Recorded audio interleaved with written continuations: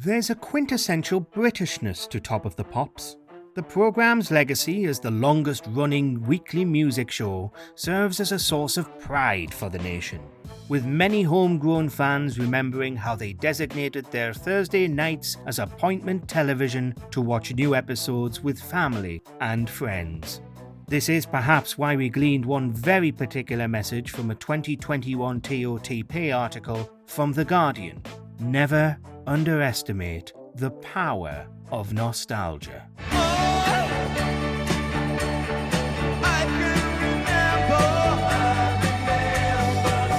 The article specifically takes those warm and fuzzy feelings that we receive from nostalgic programming and juxtaposes them against the pandemic. The Guardian describes how people were searching for something to make them feel good, while also wanting to be able to connect with friends via social media, watching old Top of the Pops episodes from their youth. Those early years aren't described as formative for nothing, and much of the media we consume at that age often goes on to define our pop culture tastes and opinions. Top of the Pops wasn't just a glittering and disposable hit single aggregator, however, but rather an important time capsule, and indeed time machine for musical culture. A way to peer back into the styles, trends, and artistic choices that went on to define decades of popular music. The show was a treasure trove for important, iconic performances by some of the most influential artists of the day, including the Rolling Stones, John Lennon, and David Bowie. Recognize your brothers. Everyone you meet. The Top of the Pops archives is so important, in fact, that a 2020 auction of TOTP footage previously thought to be lost sold for thousands of pounds back in 2020. This footage was saved by an ordinary fan, just like us. A person who sat in front of their telly and recorded live musical history on one of the earliest home video recorders, the Sony CV2000. The fact that this archival footage of Elvis Presley, Elton John and more was preserved by someone passionate for music isn't lost on us. It's the connecting factor that made Top of the Pops so beloved by multiple generations of viewers. Fans who didn't see pop music as something necessarily disposable, but rather something intrinsically important to their lives. Come feel the groove. Let it into you.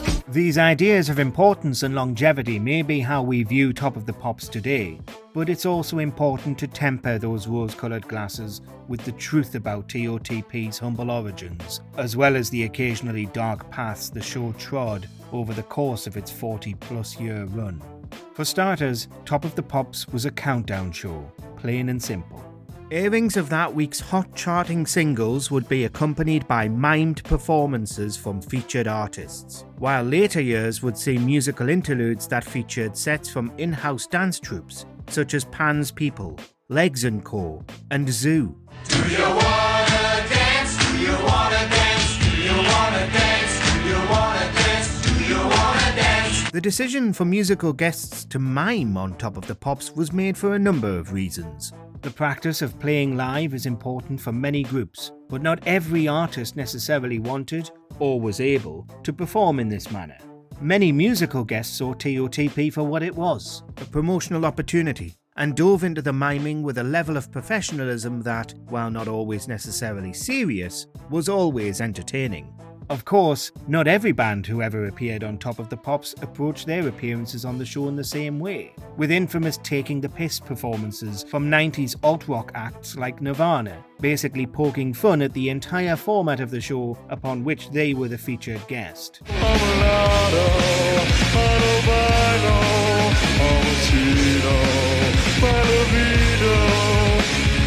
The first episode of Top of the Pops was broadcast from Manchester at Dickinson Road Studios on January 1st, 1964. The show would move to new locations a number of times throughout its life, with the spiritual home of TOTP being BBC TV Centre in West London, where it broadcast from 1969 to 1991. At this point, the show moved to Elstree Studios in Hertfordshire, and it was here when rules regarding the miming started to be relaxed. The love we had could not be better, played right about my time. The history of miming on Top of the Pops is actually more complex and controversial than you may think. This is thanks largely to rules set out by musicians' unions that were designed to protect their rights. Initially, Top of the Pops performances featured total miming, but the unions and TOTP came to an agreement in July of 1964, whereby a new backing track was to be recorded by the whole band, specifically for their performance. Was this always done? Gonna be alright, everything's gonna be alright. Evidence and first-hand accounts almost certainly point to no. But this didn't change the fact that this was supposed to be typical procedure, with Johnny Pearson and the TOTP Orchestra on hand to accompany any gaps that needed to be filled in these new recordings.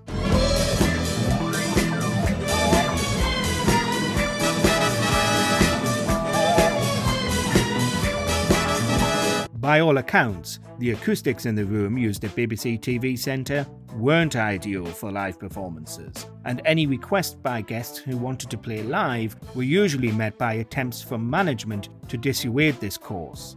There were a number of notable exceptions, of course, such as the time Iron Maiden demanded that Top of the Pops batten down the hatches for some of their heavy metal thunder, or else risk the band not showing up at all.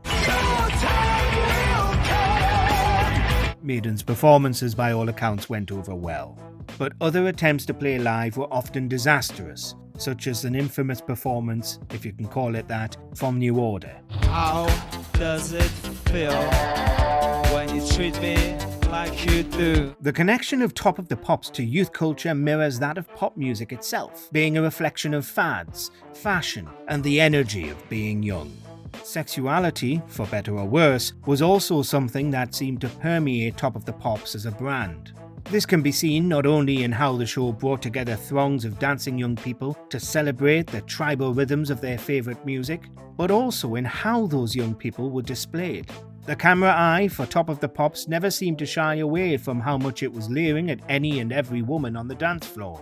The show almost appeared proud of it. A masculine gaze that was seemingly selling sex just as much as it was selling music.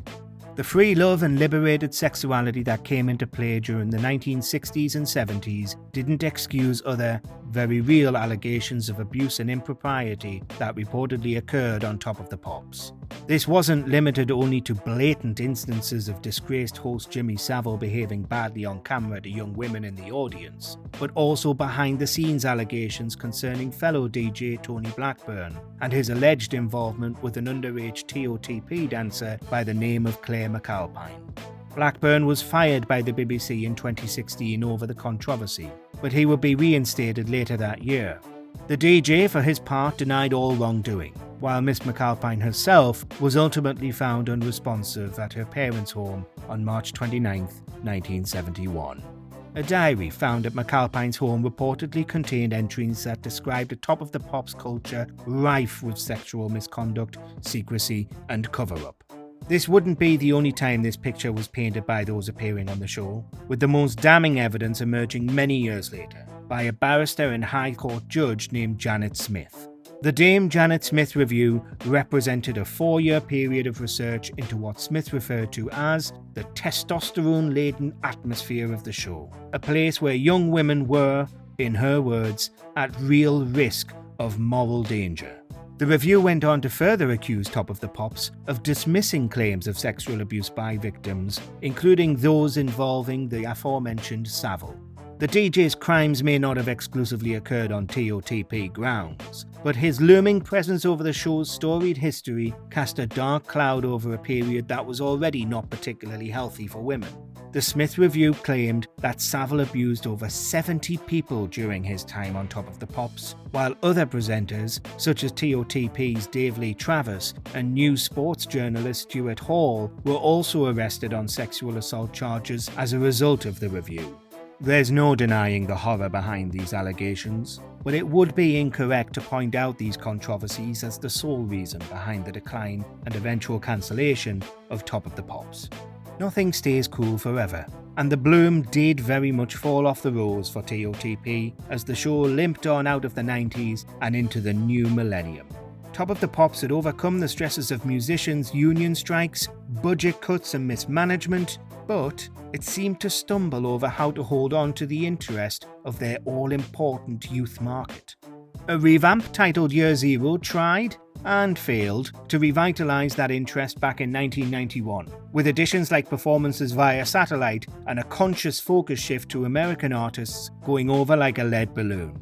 Musical guests being able to perform live more often did present a certain level of fresh excitement, but viewers weren't necessarily tuning in for new and inventive ideas. They were tuning in for heritage and tradition. For many, it's that admittedly awkward miming that's as intrinsically linked to Top of the Pops as any of the show's classic theme songs, such as Phil Lynot's Yellow Pearl or CCS's cover of Led Zeppelin's Whole Lotta Love. Viewership continued to drop after Top of the Pops was switched to Friday nights in 1996, going head-to-head with popular soap opera Coronation Street.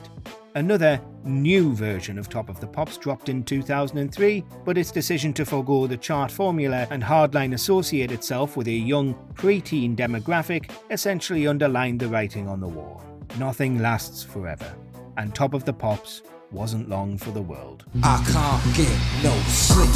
Come on, yeah. The final episode of Top of the Pops aired on July 30, 2006. And revisited classic moments from years past.